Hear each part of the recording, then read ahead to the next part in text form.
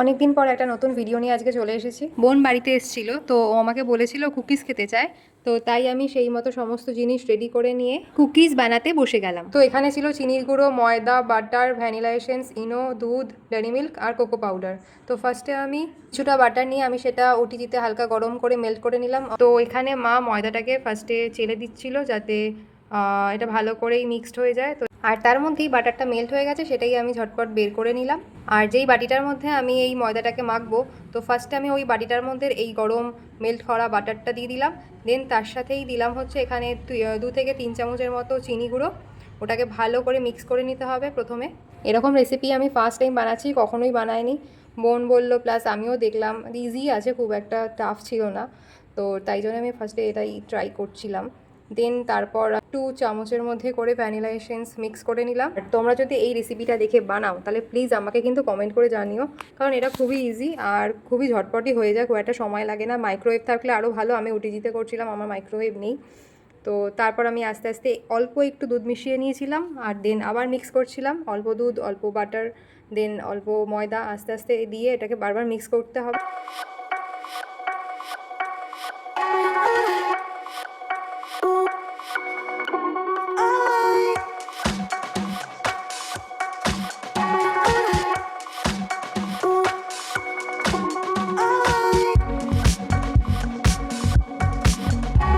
এরপর আমি ময়দাটা এই মিক্সটার মধ্যে দিয়ে দিলাম।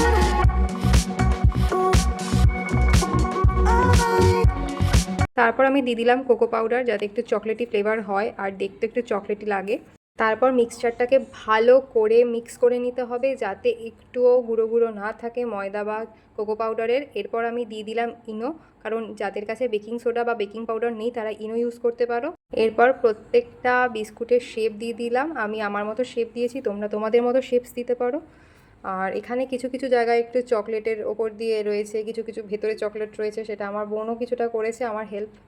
ওটিজি বা মাইক্রোওভেনটাকে প্রথমে প্রিহিট করে নেবে, আমি প্রিহিট করে নিয়েছিলাম, সেটা আর দেখানো হয়নি। দেন তারপর আমি এই বিস্কিটগুলোকে ওটিজির মধ্যে ঢুকিয়ে দিলাম। ব্যাস কয়েক মিনিটের মধ্যেই তৈরি হয়ে গেছে আমাদের কুকিজ। আমি এই কুকিজটাকে আস্তে আস্তে বাইরে বের করে নিচ্ছিলাম। দেন একটু ঠান্ডা করে নেবে, নাহলে কিন্তু শক্ত হবে না, একদম নরম থাকবে।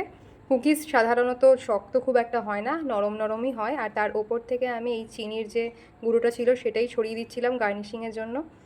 দেখতে বেশ ভালোই লাগছে, দেখে মনে হচ্ছে যেন স্নোফল হচ্ছে। আর এই বিস্কিট আমার ফাইনালি রেডি হয়ে গেছে, বা তোমরা কুকিজও বলতে পারো। ভেতরটা অনেকটা এরকম হয়েছে, একটু হালকা নরম, একটু শক্ত থাকবে। তোমরা সঙ্গে সঙ্গে খাবে না, একটু রেখে দিলে এটা ভালোই শক্ত হয়ে যাবে। তো এখন রিভিউ দিচ্ছে আমার বোন। দেন আমিও একটা বিস্কিট নিয়ে নিয়েছি বা কুকিজ নিয়ে নিয়েছি। ভালোই ছিল খেতে, টেস্টি হয়েছিল। মানে ফার্স্ট টাইম ট্রাই করলাম, আর খুবই মানে বাড়ির মধ্যে যা যা ছিল বাড়িতে সেই জিনিসগুলো দিয়ে ট্রাই করেছিলাম, ভালোই হয়েছিল।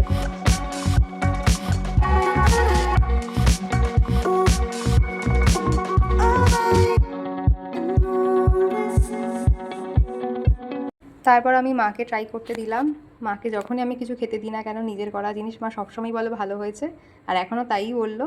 তোমরা কিন্তু অবশ্যই এটা বাড়িতে করলে আমাকে জানাবে। Like, comment, share and subscribe করে দিও। ভিডিওটা আমি এখানেই এন্ড করছি।